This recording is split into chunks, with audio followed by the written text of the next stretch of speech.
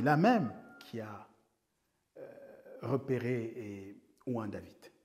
Samuel dit dans 2 Samuel chapitre 7, les versets 12 et verset 16 retiendront notre attention. Au verset 12, il est stipulé la chose suivante. Lorsque tes jours seront accomplis et que tu te seras couché auprès de tes pères, je mettrai un fruit de tes entrailles sur ton trône et j'y veillerai. 2 Samuel 7, 12. Et le verset 16 de 2 Samuel 7 dit la chose suivante. Ta maison et ton règne seront assurés et ton trône sera établi à perpétuité. Donc, voilà ce que dit Samuel. La question qui peut se poser, c'est est-ce que ce que Samuel dit s'est accompli? Samuel parle à David, hein? Samuel s'adresse à David. Oui, ça s'est accompli. Oui, ça s'est accompli. Nous avons cité des textes tout à l'heure. On peut en rajouter, mais enfin... Hébreux 2, par exemple. Allez. Hébreux chapitre 2, au verset 14, dit « Puisque les enfants participent à la chair et au sang, il y a lui-même également participé. » Également. Vous savez, également, c'est-à-dire également. De même que, de la même manière que, rigoureusement, l'égalité, A égale B. Il a également, c'est-à-dire au même titre, à 100%.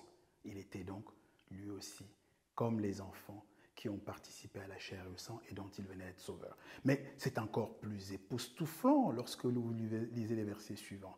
Partons sur le verset 16, par exemple. « Car assurément, pourquoi il y participe également ? Car assurément, ce n'est pas à des anges qu'il est venu au secours, mais à la postérité d'Abraham. » Pas à des anges, pour qu'il ait besoin d'avoir un Père Esprit, mais à la postérité d'Abraham.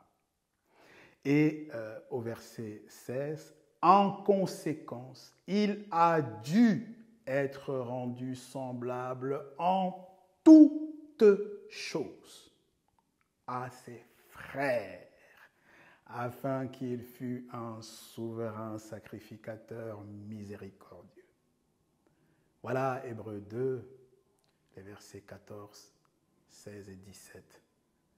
Magnifique, lumineux, clair, net et précis. Voilà pour ce qui est donc de la preuve que les prophéties de Samuel ne sont pas restées à l'état de prophétie, mais se sont accomplies. Nous aurions pu continuer à dérouler une liste de prophètes. Mais franchement, à quoi bon? À quoi bon? L'apôtre Pierre coupe court à cette affaire en déclarant la chose suivante dans Actes chapitre 3 en son verset 24. Que disent les dispositions du verset 24 de Actes 3? Elles disent que tous les prophètes depuis Samuel ont successivement prophétisé à ce sujet. Donc, ce n'est pas la peine qu'on soit exhaustif, qu'on cherche à bouquer le truc. Il était question que les prédicateurs du christianisme, dans le challenge, dans le défi qui, conformément à celui de 1 Roi, chapitre 18, verset 21, leur est lancé de trouver un prophète. Là, nous en sommes à combien? 8, 7? Et Pierre nous dit que ce n'est pas la peine de continuer. Parce que tous les prophètes depuis Samuel ont successivement prophétisé. Mais c'est normal. Le Messie, c'était tout le dessein de Dieu. Que vouliez-vous que le royaume... Vous voulez que Dieu parle de quoi aux hommes, en fait, si ce n'est du salut et de l'éternité? Donc c'est quand même normal que cela ait été le fil conducteur, le fil d'Ariane de tout le message de Dieu à l'humanité depuis le Jardin d'Éden. Et la chute.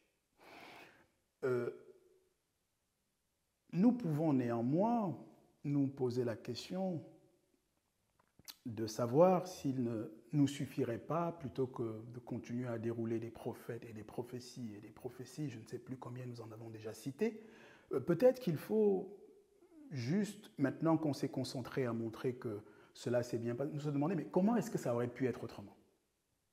Et là, nous mettons sur la table un texte précieux, puissant. Romains chapitre 11, verset 29. Dieu ne se repent pas de ses dons et de son appel. Alors, question aux prophètes du christianisme. Puisque Dieu ne se repent pas de son appel, aussi vrai qu'il a appelé Abraham, aussi vrai qu'il a appelé Jacob, aussi vrai qu'il a appelé Judas, aussi vrai qu'il a aussi appelé David.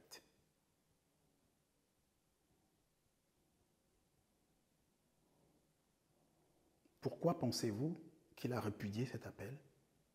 Pourquoi prêchez-vous comme s'il avait, et s'était assis sur cet appel, il l'avait mis à la poubelle? Où est-ce qu'il est indiqué que Dieu aurait fait volte-face? Nulle part dans la Bible.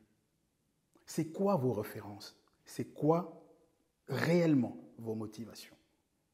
Je m'efforce simplement, humblement, même avec un peu de fermeté, puisqu'il s'agit de dire la vérité, mais très humblement, avec une motivation saine, reconsidérez vos pas et vos prêches. Vous prêchez le faux Christ, étrange de par sa conception et sa naissance, et étranger qui n'est en rien le sauveur de l'humanité, le Messie biblique, celui de l'Église primitive, celui des apôtres, celui des prophètes. Galates chapitre 3, verset 17, affirme qu'une promesse que Dieu a donnée, qu'il a confirmée, ne peut plus passer en silence, ne peut plus être mis sous la serpillière, ne peut plus être annulée, ne peut plus être annulée. C'est d'ailleurs le verbe qui y est utilisé. Mais puisque ces promesses reçues successivement dans le cadre de l'Alliance perpétuelle, par tous ces prophètes que nous avons cités, Moïse et Ésaïe en parlent, Samuel en parle, Michée en parle, Jacob en parle, Judas en parle, mais tout le monde en parle, tous les prophètes en parlent, la totalité des prophètes et la totalité des prophéties sont unanimes pour dire la même chose. Et il n'y a que les prophètes du christianisme qui disent l'inverse, le contraire. Allez leur demander pourquoi et exiger des comptes parce qu'il s'agit du salut des âmes. Il y aura des surprises, je vous le dis. Il y aura des larmes. Il y aura des grincements de dents. Oui.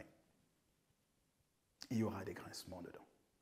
Il est écrit, pour terminer, parce qu'il faut bien mettre fin à cette masterclass, dans Jean chapitre 12, en son verset 48, « Celui qui ne me reçoit pas et qui rejette ma parole a déjà son juge.